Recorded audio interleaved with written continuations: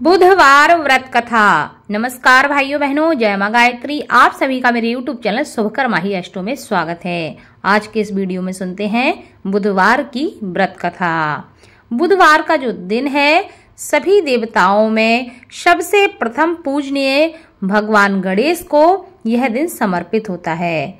बुधवार के दिन उपवास रखने का विशेष महत्व शास्त्रों में बताया गया है, क्योंकि बुधवार के जो देवता है वह भगवान गणेश है, जो कि बुद्धि के देवता माने गए हैं। हमारे हिंदू शास्त्रों के अनुसार सप्ताह के सभी 7 दिन अलग अलग देवताओं को समर्पित होते हैं। फिर उन्हीं के अनुसार उनकी पूजा आराधना की जाती है। बुधवार का दिन सभी देवी देवताओं में सबसे पहले पूजे जाने वाले भगवान गणेश को समर्पित होता है। बुधवार के दिन उपवास रखने का विशेष महत्व है और इसके विशेष लाभ भी प्राप्त होते हैं, क्योंकि बुधवार का दिन भगवान गणेश को समर्पित है। ऐसे में बुधवार के दिन व्रत रखने से जीवन में सुख समृद्धि बढ़ती है और समय जो होता है, आपका जो अमंगल समय है वह भी मंगलमय हो जाता है। ऐसी मान्यता है कि बुधवार के दिन भगवान गणेश का यह व्रत रखने से तथा इस दिन इस कथा को सुनने से जीवन में कभी भी धन धान्य की कमी नहीं होती। तो जानते हैं बुधवार की व्रत कथा के बारे में। एक समय की बात है, समतापुर नगर में मधुसूदन नामक एक व्यक्ति रहता था। वह बहुत ही धनवान था। मधुसूदन का विवाह बलरामपुर नगर की सुंदर लड़की संगीता से हुआ था। एक बार मधुसूदन अपनी पत्नी को लेने बुधवार के दिन बलरामपुर को चला गया। मधुसूदन ने पत्नी के माता पिता से संगीता को विदा कराने के लिए कहा। माता पिता कहने लगे, अरे बेटा, आज तो बुधवार का दिन है।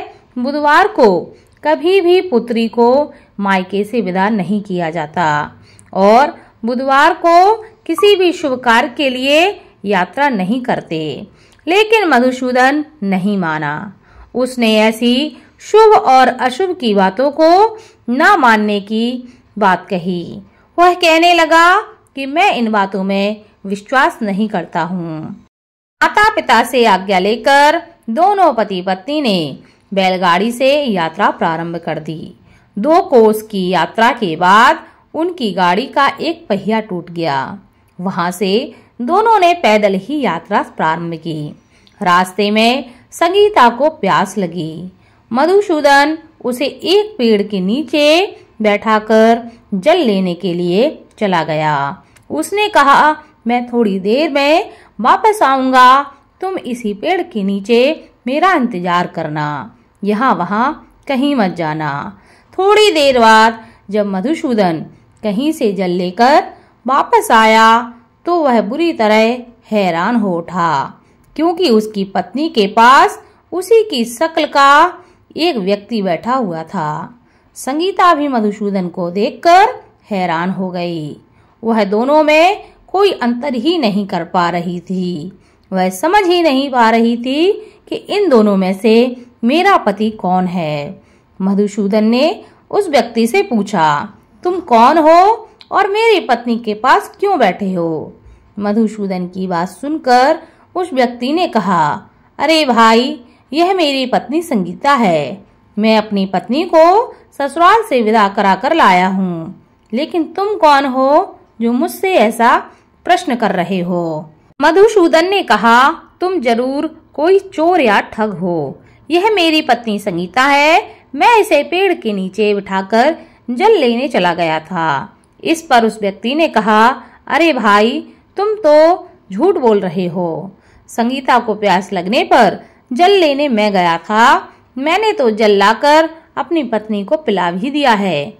अब तुम चुपचाप यहाँ से चलते बनो, नहीं तो किसी सिपाही को बुलवाकर मैं तुम्हें पकड़वा दूंगा।